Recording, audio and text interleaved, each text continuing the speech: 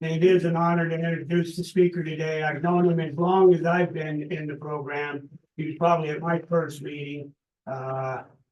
He's a guy that I always, whenever he speaks, I listen. You know, I always, to me, he has the wisdom of this program. He knows that book.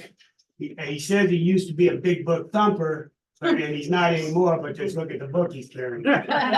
So it's an honor to introduce Major. You're drunk.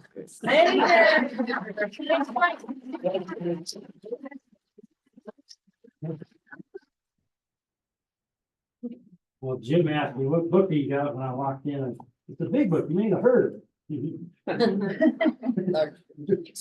My name is Major. I'm a drunk. I always introduce myself that way because when I first got here, I could not say the words alcoholic.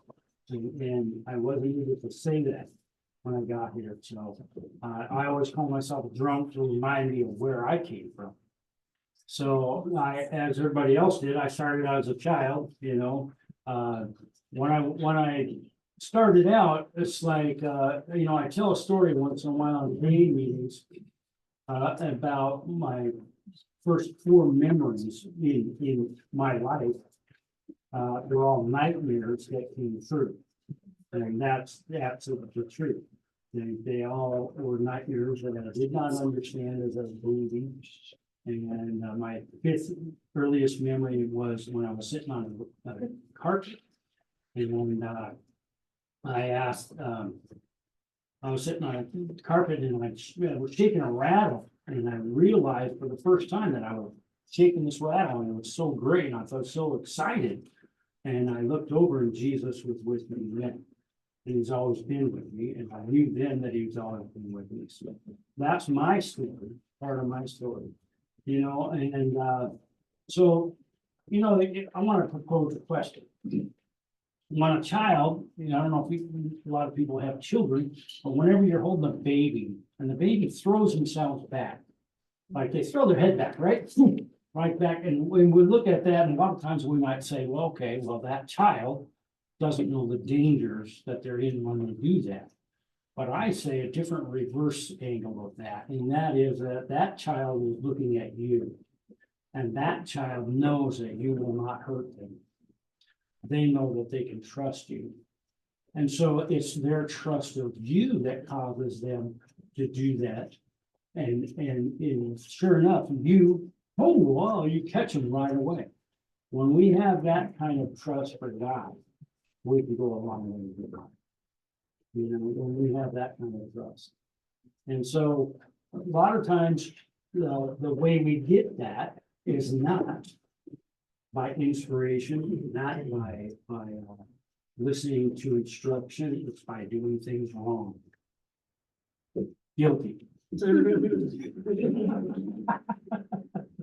So when I first started out, you know, and it's like I tell this story once in a while too, and that is that I'm a type of person, I can read your spirit, I can read spirits. I see the future, and I've always seen the future. This is part of my story, part of who I am. I am a person like that. Now, the devil would have you do one-upmanship and, you know, try and make yourself out feel better than other people. But God wants us to do exactly the opposite. God wants us to pray for them and to uplift them in our hearts and in our minds. That's the way AA works. That is exactly how AA works. That's how when we go to a meeting and we see somebody who's celebrating even one day, we're all cheering for them. We're all, you know, hoping that they're going to stay sober. So, you know, that is the way God works. God works through people, and we uplift one another. We can be together, we cannot be alone. Always. That's the way AA works. You know, and so for me, when I first started drinking, you know, actually back up a bit. You know, when I first went to school, I went to, you know, kindergarten or whatever. I was used to what my parents and what my brothers and sisters would think. And I was used to that. but when I went to school, there was 140 something people, that's how many I counted, was 140 kids. Our kids and teachers and everything, that were all thinking something different all at the same time. And I could not decipher what my thought was in the bunch. It took me a while to decipher what I was thinking, because their minds were so incredibly mine. And so that's kind of what I was dealing with. So when I found alcohol, it quieted some of those voices. Because this went on for, I remember in high school, I got up, stood up, said, oh, I gotta go to the bathroom. At the exact same time as I stood up and said I had to go to the bathroom, some girl was sitting in the same room, stood up and said she had to go to the bathroom, and I realized I had to examine. I didn't have to go to the bathroom, it was her. This was in high school, so it's not like this just, happened when I was a child or something like that. So when I drank, it took away a lot of those voices. I didn't have to, I wasn't quite as affected by it. It quieted some of those voices, and so that's what happened to me when I started drinking. And so that's kind of one of the reasons why I like it. It's because I could just, I found a little privacy and stuff like that. So, and of course, the first thing alcohol takes away from you is fear. That's the first thing. It lets you feel a little less, self-aware when you're in public or when you're with other people and stuff like that. So that's the first thing it takes. But the problem is it continues to take and take and take and take it until it takes everything you love, everything you hope for, everything you want in life. And that's what alcohol does. And so that's what it did to me, So I had a lot of different experiences. When I was drinking, I tell a lot, I was kicked out of every bar in the county I lived in. I didn't know they had a list until I was on. And that's the truth. I got kicked out of that, and I was rowdy. Yeah, I was. I called it having fun. They call it, unacceptable behavior, when you have a guy with a badge and a gun, and they didn't have taser trucking, but it's like, and the ability to call other people like him, and you start, messing with those type of people, you usually have some trouble, but usually, for me, I remember in 87, 86, I didn't realize, I got kicked out at almost exactly midnight, New Year's Eve, 86. It took me 6 months to figure out that I got kicked out of 86 into 87. So I got 86 into 87. That's the truth. But anyway, the thing is that my behavior was unacceptable to other people. When it comes to this program, they talk about that your life is unmanageable. I don't know why I had such a hard time figuring out that my life was unmanageable. If how to tell if your life is unmanageable, if someone else is trying to manage it.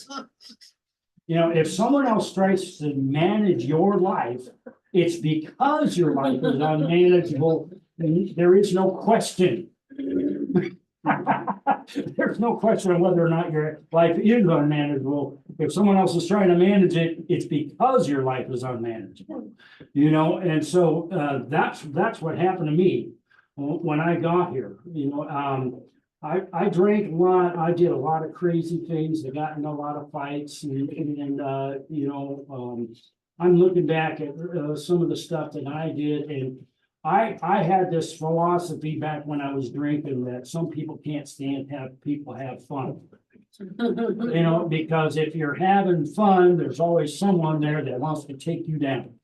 And so that's the reason why I got in most of the scrapes and fights and arguments I got in, because I was a fun guy, right? That's what I was. But it was like I was crazy. But there's no doubt about that. But the main thing that I look at, and that is that my bottom is always in the heart. I talked to this guy, and I spent a lot of my sobriety over Spokane.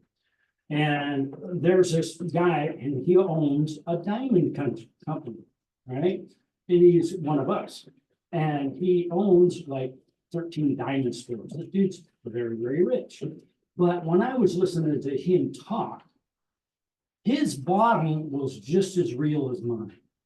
Even though he had millions in the bank, his bottom was just as real as mine. You know, a bottom is never a place. It is a place in your heart that you get to that you cannot no longer stand to be. You know, when you get in that place where you can no longer stand to be there, that's the bottom. And you don't need to dig another hole. You don't need to dig it deeper. You can stay sober no matter what. And you know, that policy of staying sober, no matter what happens, no matter what I think, no matter what I do, this is probably the greatest principle I've held on to since the beginning of this program. You know, I mean, remember when I would first got sober, I shook very violently for quite a long time. And I had such difficulty because of the shaking, also, even being able to walk. I would be able to walk and then I wouldn't be able to walk and I would fall down wherever I was. And on my first meeting, I was walking, I fell down 4 times on that, and I fell down right in the middle of an intersection. I mean, a major intersection in Mount Vernon, Washington. And I fell down in that intersection. I could not move any part of my body at all. Nothing. I mean, my tongue was on the cement. I could still remember tasting the cement. I could taste the cement, but I couldn't move any part of my body. And I remember I could hear cars going around me. And nobody even asked me if I needed help. Nobody even came over to me at all. And that was always amazing to me that I could hear cars going around me. And I was conscious for 20 minutes of that. So I know I was at least there for 20 minutes, but I passed out. I don't know how long I was passed out for. But anyway, I got up and I walked down. Like I said, I fell down 4 times to my first meeting. And it took me 2.5 hours to walk about 10 blocks, which would take me about maybe a year later. It took me about 30 minutes to walk. It took me 2.5 hours to get to my first meeting. And when I got there, I tried to say my name is Major and I'm an alcoholic, and it came out all befuddled and everybody laughed until they figured out that I couldn't speak. And so the only word I could say was drunk. I couldn't even say my name. My name is Major. I could not say that. The only thing I could, they would come up to me, they'd go around the room, they'd come up to me, do you want to speak? And the only thing I could say, drunk. That was it. That was it. That was the only word I could say. And that's why I call myself a drunk. Like I said, remind me where I came from. So they had tables like this and they had these little tiny coffee cups. And this guy used to bring me my coffee every time because I tried to get the coffee from across the room. By the time we got to the table, I had like little adult lip, right? That was it, right? And I spilled it all over. So this dude's been bringing me my coffee for 8 months, right? And I thanked him finally when I was able to, it took me 8 months to carry the coffee from that side of the room to this side of the room and not spill. So I spilled a little bit, but not that much. But anyway, so it's like, that was my first time. And I was taking him all over the place. And he said, oh, no, it's nothing that lofty. I'm the janitor here. Whatever you spill, I got to clean up. I remember stuff like that. Because that's what I got here. You know, holding on to my hands in a meeting, sitting in a chair, just sitting on my hands so people couldn't see me shake too much. You know, because I was embarrassed about that. I did not tell those stories that I just told you just now until I would have years of sobriety, because once I moved away from that, I didn't want anybody to know that. And I told that story in a meeting one time, and this guy goes, well, how come you don't tell that stuff? You know, because it was embarrassing. You know, but that's the truth about my story. That's the truth about who I am. I had to learn to read, write, walk, talk all over again. I mean, something snapped in my brain.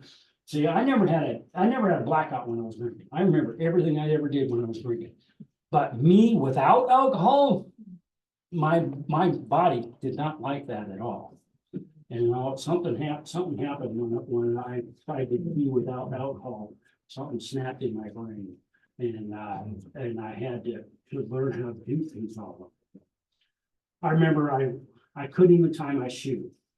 When I was gonna go to a noon meeting and I couldn't figure out how to tie my shoes. And so I finally went down and asked the neighbor to tie my shoes so I could go to the meeting that morning.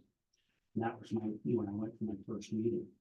So, you know, it's my life was devastated by alcohol. You know, I tell a story once in a while, and this it happened in Bellingham, Washington. I was in Bellingham, Washington. I got on my knees on the corner and I asked God for help. And I got up and walked 2 blocks, and this guy that walked, he drove by me 100 times, act like he didn't know me. He was going out with my sister, and I didn't like him. And so we didn't get along very well, right? So anyway, he asked me if I needed a ride. And I got in, he said, well, you're pretty drunk. You want to go to detox? I said, what's that? And he said, a place where he sober you up. Wow, God, that was quick. I just walked 2 blocks. And this guy picks me up, takes me to detox, you know what I mean? And so I had the sense I didn't want to stay, or I didn't want to try to stay sober in Bellingham, Washington, because that's where I grew up. And I felt there was too many triggers there, so I asked him to take me to Mount Vernon, which is about 30 miles south of there. And that's where he went to detox. And so he took me to that detox, and that's where I sobered up.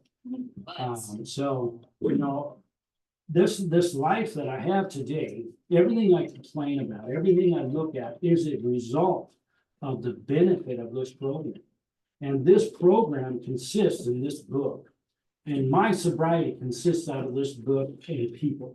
Because always God uses people all the time. Because there is nothing more than a person that loves you. Just like a child that throws himself backward in your arms. They trust you, they know that you love them, they can feel your love, they know that you're not going to harm them. And because of that trust, they are able to throw themselves out in the trust. You know, like when we have that trust with God, that is a trust that is unbreakable. It's an unbreakable bond. You know, when we look at that unbreakable bond between a mom and her child, or a dad with his child, that unbreakable bond is great love. You know, we always look at things in this life. We don't always completely understand what's going on, but when you understand that there is a God who loved you, it makes a great deal of difference in our lives. You know, it makes a great difference. You know, that's when you look at the first step. The first step is acknowledging I have a problem, which is a lot of times hard for us to do, especially when you're prideful human beings. Sometimes we have a hard time, you know, admitting we have a problem. I think the worst problem there is, the worst, absolute worst problem there is a person who's in sobriety, who has maybe years of sobriety, that is unable to ask for help. That is probably one of the worst conditions there is. When you get in your sobriety, or you know, or years of sobriety, I'm telling you, it don't matter, because your life is more important than that. I went to a meeting with this guy, and he had 7.5 years. Now, 7.5 years of sobriety. And I went to a meeting that night with him. He was joking. He was life of the party. He was doing, you know, he had a really good share, everything like that. Next morning, he blew his brains out. Next morning, blew his brains out. It took me almost 6 months to find out what happened. I went to a sponsor. He had 2 sponsors. I went to 2 sponsors. Neither one of them knew what happened. Finally, I got a hold of his sister. And what happened is this. His daughter committed suicide a month earlier. And he committed suicide because of what he did to her, because of his part in her life. And he felt very guilty about that, and he committed suicide about that. But do you know, He committed suicide not because of what he did, but because of what he didn't do. It was because he did not come clean with someone. He did not talk to someone. He did not tell someone the truth. That's why he committed suicide. This program gives us the ability to handle anything, no matter what it is, no matter how great it is. It's just like forgiveness. Forgiveness is something that I am better able to give to you when I have given it to myself. When I've forgiven myself for some of the things I've done, it's a lot easier for me to forgive you for what you've done. You know, it is so hard for me to forgive others when I have not forgiven myself. And, you know, that's where I was. That's where I was when I got here. I had not forgiven myself. Because understand what my life proved. The foreknowledge of Jesus does not make us sinners. That's what my life proved. Foreknowledge of Jesus does not make us sinners. I've always had a relationship with Jesus. I've always known him, you know, but I was not a saint. I did many things wrong. And so that's an awful thing for my life to prove, but that's pretty much what it proves. You know, but the truth of the matter is, today I am free from all that. And I'm free from all of that because I did not understand the simplicity of how to live. I did not understand the simplicity of how to manage my life from the inside out. And where did I get that knowledge? Where did I get that understanding? From you people in this book. You know, from Alcoholics Anonymous. Yes, I am a big book thumper. I kind of retired my hat a lot when they came out with the 4th edition. You know, when they came out with the 4th edition, I was quoting something in the big book. Somebody said, "Oh, that's not on that page. That's on 417 now." And you probably know which passage I was quoting. When anything and any word is unacceptable to you, yeah. Well, anyway, so that when I stopped being a big red thumper, but I tell her all the time, it is very important. It's the most important thing to me is me. It's not me. When I got here, the most important thing to me was me. But after working this program, the most important thing to me is me. That's changed. That's a huge change. And you know what it did? Broaden my life. When my life was all about me, my life was really small. My place in life was really small. And my love of life was very small. But when my life became about you, my life was broadened, my life was fuller. When my life is about God, I have security. So that no matter what happens in life, I'm trusting God who has me in his hands. That's absolute freedom. I'm trusting God who has me in his hands. But there's one thing about God that you must understand. This is a testing ground. That's where we live right now. This is a testing ground. I said that one time in a meeting, this lady said, "Oh, I'm good at tests." No, you're not. I'm not talking about tests you take on a pencil and paper. I'm talking about your husband fooled around with your best girlfriend. Now you feel like you lost your husband and your girlfriend. That's a life test. No fun. No fun when you go through life tests. Sometimes things like that happen, but I am in God's hands. So no matter what happens, he has my welfare in his heart. God's will for me is greater than my will is for myself. I do not comprehend. I do not understand all things. And I do not always comprehend that God's will for me is greater than my will for myself. Because I might want something like that child again, who I am, that's not good for me. I want things that are not good for me. Things that threaten my life. And so sometimes the things I do are life-threatening. And God helps me the change. Now, we look at the third step prayer, it's written on the wall right there. I go to the Sober Steppers meeting, which is right here. 5 days a week, 10 o'clock in the morning, and we study a lot of the literature. I have been sober for 36 years, and I studied the big book in at least 2 to 4 meetings a week for 36 years. So I might have learned something along those lines. But on the third step prayer, that's one of my favorite Shirley prayers Otis. because it talks about what the big book instructs me to do. And that is to turn my will and my life over to the care of God as we understand God. When we look at that, it's God as we understand, and I thought myself when I got here, it's always life, God as you understand him. It's obviously not God as somebody else understands it. You know what I mean? It's God as I understand it, because it's always a personal relationship with God. That's always the way it is. God wants a personal relationship with you. And the only way you can have a personal relationship with God is to get to know God. And the only way to get to know God is the same way you get to know me, you talk to me.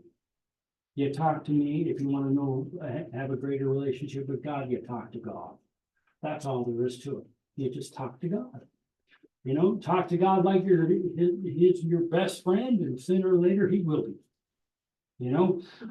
That's the truth. It's like sometimes we look at life and we complicate things a little bit too much. I have a lot of quotes out of this big book that I'd like to make. Some of them might. Let's see here. That one I'm gonna mark off. One of the things I will say, and that is that, perfectly honest with you, there's a page in this book that you start your study with every single day. I recommend doing this for a whole year. And it's called 83, page 83 to the end of the chapter. It's a couple pages. If you read that every single day for a year, your life will change. Your life will be transformed. I promise you that. 83 to the end of the chapter. You do that for a year, your life will change. You will have a greater understanding of yourself, and you will have a greater relationship with God. And your life will completely change if you do that. I actually believe that and understand that.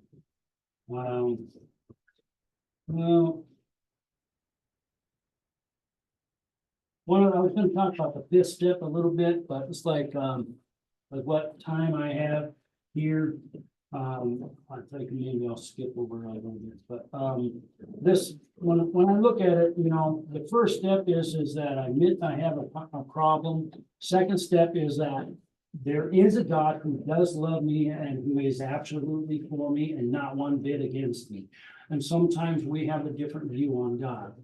We don't know who God is. We don't know that God is absolutely for us. And we might have some fear that, of God and stuff like that. So there was a guy, a Buddhist, in one of the meetings I used to go to a lot. And he'd say, God's not lost, you are. If you stick around long enough, he'll find you. And that's pretty much it. We can talk about God a lot, but the practices of this program teaches us how to have a better relationship with ourselves, those people. I mean, I didn't have a relationship with God at this level when I got here. And there was no overnight change. If God made me perfect tonight, I would not know the person I was. That person that I would become would be a stranger. So God brings me by my understanding. He brings me step by step by my understanding, by my ability to learn, my ability to cope, my ability to understand, my ability to change. But a lot of times those are difficulties. Because where did I quit drinking? When did I quit drinking? Did I quit drinking because I had such a good life? I wanted to make it better. No, I quit drinking because I had difficulties. I had 2 DWIs within 15 days of each other.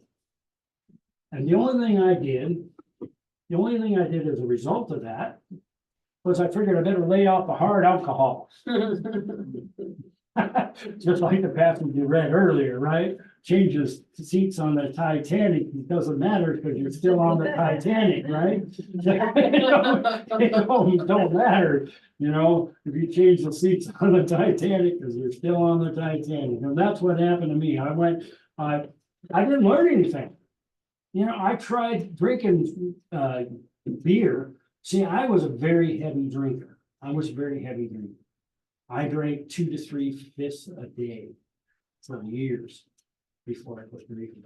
So drinking beer, man, you got peel and, you know, it's like it takes cases of beer, you know, it's, oh man, there's no way I could do that again. So that experiment lasted about a week and I said, no, that ain't happening. You know, I went back to the hard alcohol and didn't really, so, you know, a month later, I didn't learn anything. A month later, I was doing the same stuff, you know, I didn't change nothing, you know, a month later. And so that's what happened to me, you know, but there was clues in my life that I had a problem. And you know what those clues were? I turned 18 at halfway house. I turned 21 in bed. You know, there might have been a clue that there was a problem.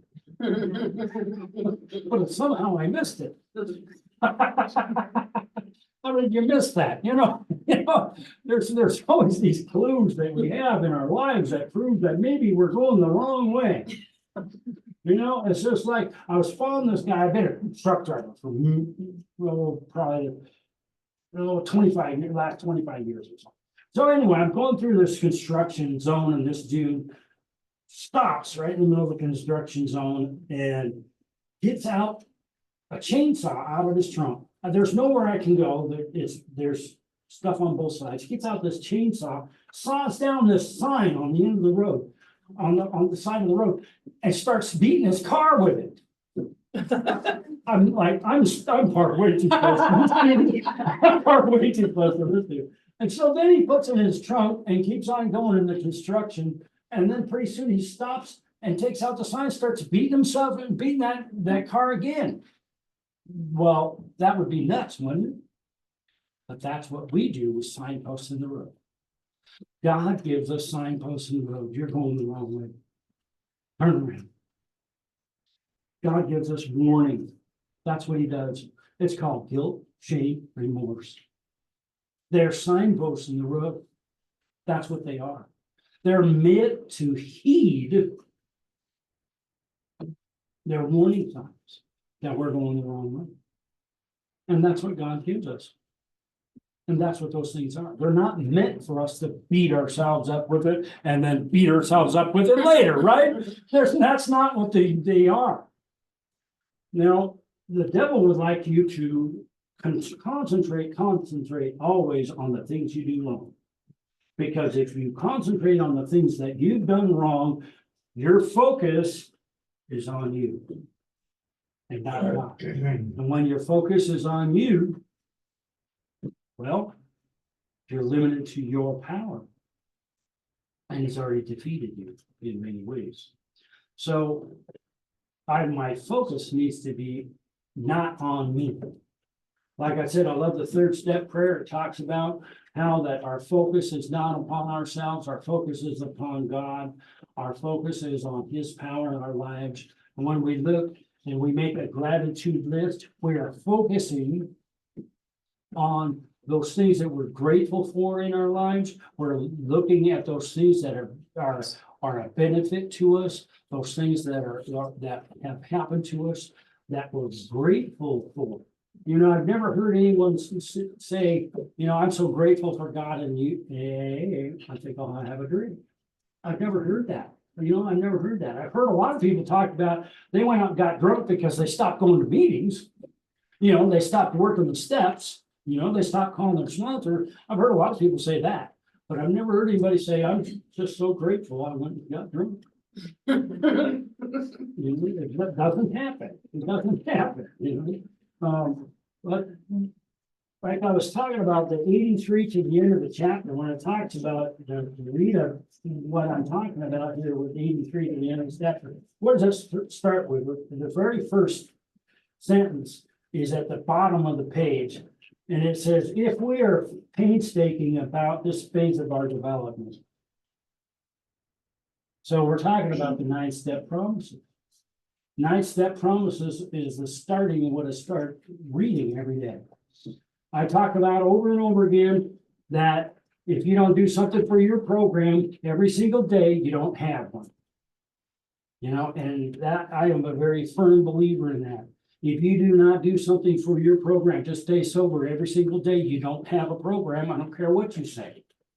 You know, and reading this, if we're painstaking about this phase of our development, we are going to be amazed before we're halfway through. We're going to know a new freedom and a new happiness. And then when you get all the way through, you got page 83, 84, 85, 86, 87, and you say, wow, that's a lot to read. And 88. So, yeah, that's a few pages to read. Once you start reading and you start reading them every day, it'll become easier. Pretty soon, you'll have it memorized. You can do it in your mind. But I recommend, as a program, that you do this for a year. And I mean it. You do it for a year. If you do it for a year, it will change your life. Because the program of Alcoholics Anonymous is written in these pages right here. They are written, it is written in these pages. And yes, I'm definitely a firm believer. Like God's will for me. You know what God's will is for you? There it is, right here in our reading. Every day is a day when I must carry the vision of God's will into all our activities. How can I best serve thee? Thy will be not mine be done. These the thoughts which must go with us constantly. We can exercise our will power along these lines. All we wish. It is the proper use of our will. Wow, that's pretty amazing. You know, if I read this every day, pretty soon I start doing this stuff automatically. And that's what this is about. This is about doing automatically what I used to strive to do. And, you know, it's like when you first get in the program, for me, I crammed this program. First 5 years, I crammed this program. I had the big book. I still got it, but I had the big book memorized. And, you know, I had the big book memorized, even the stories in the back. But of course, in the 4th edition, they changed the stories, some of them. But anyway, so I had the big book memorized, I had 12 by 12 memorized, and I was living my life by it. But you know what I was really doing? I was talking to you. I was telling you everything I needed to hear. I was cramming this program, and this is what, you know, I found the most valuable to me out of the big book. Out of the whole big book, out of every, you know, all the literature that I've read, and I've read every 80 book there is. I even, well, I still have some of those Hazelton guides that they outlawed now or whatever. You know, I still have some of them too. I grew up in that era, I guess, but you know, this absolutely will change your life, you know. It talks about what do we do when we retire at night? We can't, you know, constructively review our day. Where were we resentful, selfish, dishonest, or afraid? These are very valuable things for me to do. To look at where I'm resentful, selfish, or afraid. To look at, do I owe an apology to anyone? You know, have we kept something to ourselves that should have been discussed with another person at once? These are very, very helpful hints to my life that I did not have when I got here. You know, I did not know how to live. That was my problem. Because life inside of me became chaotic. I did not like myself. I did not, I blamed myself for, doing all these things wrong, and I carried this guilt, shame, and remorse like a burden on my back, and I couldn't live. I couldn't live. I did not know how to live.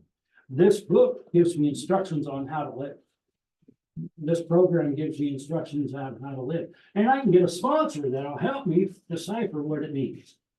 How to conduct myself as a human being.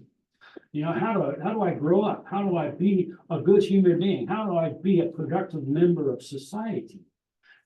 All these things are in here, and I can read on them, and I can look at them, and I can practice them, and as a result, I can get the life that I've always wanted. Does not mean I'll get everything I want in life. Does not mean, like I say, there's another book, spiritual book that we have. And one of the passages I was reading in there a while back, and I thought it was very, very insightful. The lady says that, she said, I went through a time of great spiritual growth, but I did not recognize it because it came to me by the way of a difficult time. How many times have I done it? I did, it's great spiritual growth for me. I got a closer relationship. When I'm hurting, I pray a little deeper. When I'm hurting, I pray a little deeper, a little more meaningful. Those difficult times that I go through are some of the times that have molded my life, changed me for the better. But those are some of the hardest times that I've ever had to thank God for. Because they're difficult, right? They're difficult times. Sometimes those are the most difficult things for me to thank God for. I don't know when I'm supposed to stop speaking anyway. We got about a couple minutes. Couple minutes? Yeah. Sorry. But that's the main thing I would stress is that, if you can read 83 to the end of the chapter, like I said, it is a few pages, but I tell you what, the whole program of Alcoholics Anonymous is in there. And when you look at it, and you read it every single day, it'll eventually start getting into you. Before you get to a year, you'll already have it memorized. It'll already be in your soul, and you'll start to live it. And that's the truth. It's like there was this one last thing that I did very early on in my sobriety that I was so grateful for, and I practiced giving every moment to God. And it took me 8 months to get it down. 8 months. Because I would forget. I'd go through halfway through the day. Oh, shoot, I forgot to even pray to God. And so that's what happened to me. It's like, but I practiced giving every moment to God. I said, thank you, God, for this moment. Thank you, God, for all that you've given me. And all these things that I started out there. But you know what I ended up doing? Praying for you. I ended up praying for every person I met. And that's what I did. Every person I met, I prayed for. And if you are in here this day, I tell you what, I prayed for you. Most of you, I prayed for you lots and lots of times. And I've already prayed for everybody in this room. But that is changed who I am as a person. It has changed who I am. It's changed what I do. It's changed also what I receive. Because I was always trying to give. And I did not understand for me to get is to give. And that's what this program is talking about. Thank you.